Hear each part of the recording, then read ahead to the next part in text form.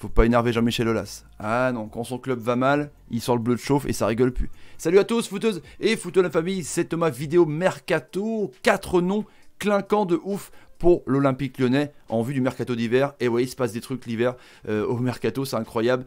Avec les blessures, avec le tirage au sort, Lyon a décidé de taper du lourd. Donc les 4 noms des recrues tout au long de la vidéo, les 3 équipes types que j'ai fait avec ces recrues, franchement ça fait rêver de ouf évidemment. Le règlement par rapport au nombre de joueurs que tu peux inscrire pour participer à la Champions League, c'est important évidemment. Et la question débat à la fin, on est parti, n'hésitez pas à lâcher un gros like sous la vidéo, c'est gratuit et ça aide évidemment à récompenser le travail fait sur la chaîne et matraquer la barre des likes les amis, merci pour ça. Aulas ne rigole pas en mode John Travolta, ça rime parce que là c'est la crise quand même.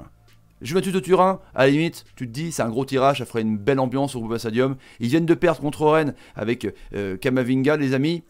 Et surtout, c'est ça qui est important, les blessures de Jeffrey Adelaide et de Memphis Depay sur 2 genoux différents. Les croisés pour les deux. Un match catastrophique, une soirée catastrophique pour Lyon et son institution. Évidemment, mal classé en Ligue 1, enfin non pas non plus super loin.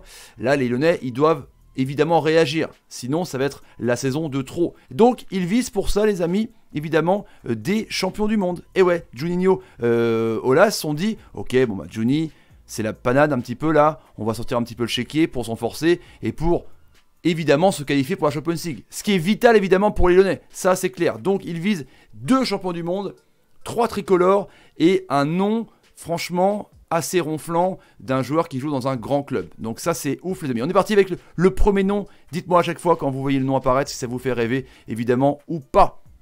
Nzonzi évidemment, lui il est en bisbille avec son club de Galatasaray. Il a séché un entraînement sans aucune excuse. Du coup il est mis un petit peu de côté. C'est un milieu de terrain quand même super intéressant. Champion du monde, box to box, une sentinelle qui peut être intéressante dans un système à 3. Lyon peut jouer dans ce système évidemment et donc ils vont profiter un petit peu de cette crise avec certains joueurs qui ne jouent pas ou qui sont en bisbille avec leur club pour les recruter. Par contre ça coûte des ronds l'ami Nzonzi il coûte quand même 19 millions d'euros. Il est libre en 2020, en juin 2020, donc il peut signer dans n'importe quel club au mercato d'hiver. Ça aussi c'est des situations qui sont assez intéressantes. 19 millions d'euros, je pense qu'ils peuvent toucher à 15 en tout cas, c'est un très bon recrutement s'ils le font, parce que c'est vrai que Thiago Mendes ça convainc pas beaucoup, Jean Lucas encore moins. Piste intéressante mais encore plus cher évidemment avec Thomas Lemar. Alors lui est arrivé depuis 18 mois à Atlético Madrid, il veut même le pousser dehors parce qu'il joue pas beaucoup, c'est clair, il joue pas beaucoup. Il a été recruté 70 millions d'euros, les Cochoneros veulent récupérer au moins autant pour le laisser partir. Donc évidemment c'est une recrue phare et Lyon voilà, aurait tout à fait raison de prendre des internationaux qui veulent eux se relancer pour être à l'Euro. Tu vois un peu la technique, des profils d'expérience et des joueurs surtout qui peuvent potentiellement jouer à la Champions League. Je sais pourquoi le règlement. Et lui apparemment il pourrait se laisser vendre à 50 millions d'euros. C'est quand même assez énorme, sachant que Lyon voilà, a fait un gros transfert avec 25 millions d'euros pour Jeffrey Adelaide. Je sais pas s'ils vont mettre 50 patates les amis, en tout cas ça fait rêver quand même Thomas Lemar. Un autre joueur par contre, lui qui joue beaucoup, qui a participé à 17 matchs avec son club des Toffees, élu quasiment meilleur joueur de l'année dernière avec le club. Il est franchement très bon, il revient à un bon niveau, même en équipe de France, mais il est cher, évidemment. Lui, avec son club, tout se passe bien, et les prix anglais, ça flambe. Il vaut 25 millions d'euros. J'avais fait une vidéo là-dessus, les amis, pour le prix des Bleus. C'est un latéral quand même qui est super coté, donc digne pour aller à gauche sur un côté, parce que c'est vrai que Koné, c'est un petit peu l'arnaque qui était parti dans le package avec la Thiago Mendes, ça convainc pas beaucoup. Donc, Dean les amis dans le commentaire, dis-moi ce que vous en pensez. Pour l'instant, Lemar, Dean, Nzonzi, quand même, c'est des noms qui font rêver. Carrément. Pourquoi ils n'ont pas fait ça au mercato d'été? C'est clair, ils ont complètement loupé leurs premiers 6 mois, les amis lyonnais, évidemment.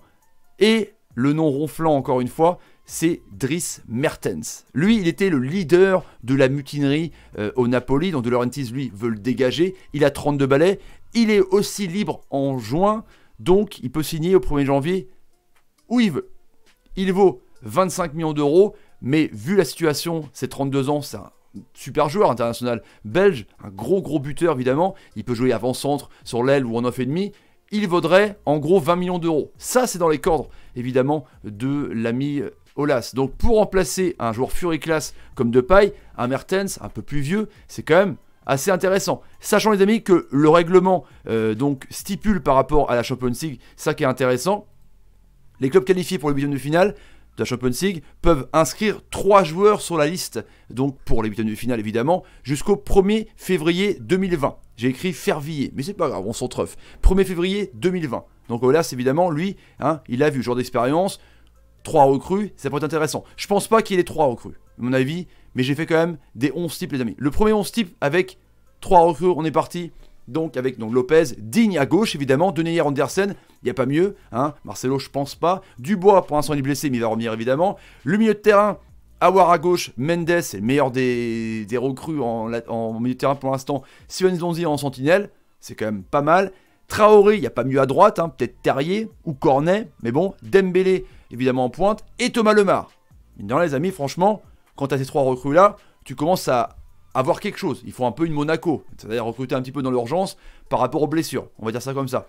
Le deuxième 11 que j'ai fait avec Mertens, Lopez, Digne, Deneyer, Andersen, Dubois, ça change pas, Aouar, Ndozi, Mendes, Traoré, Dembélé, Mertens qui peut jouer aussi à gauche, donc remplacer concrètement Depay. Il peut jouer en pointe encore une fois et il peut jouer aussi numéro 9,5 on va dire. Et ça j'ai fait, alors ça n'existe pas, mais un 11 avec les 4 recrues, imaginez, truc de ouf évidemment, ils ont le droit d'inscrire que 3 pour la Champions League.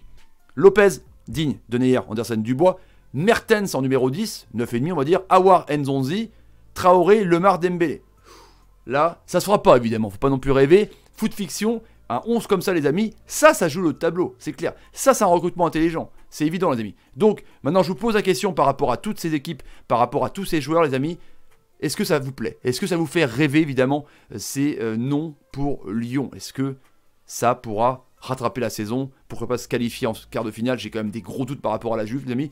Bombardez les commentaires, j'attends vos réactions évidemment, je vous réponds. Partagez la vidéo sur Twitter, Facebook, Instagram, Snapchat et le petit like qui va bien. Je vous laisse les amis, à une prochaine vidéo. Salut, salut, salut et salut. Il est énervé là, il est énervé de ouf.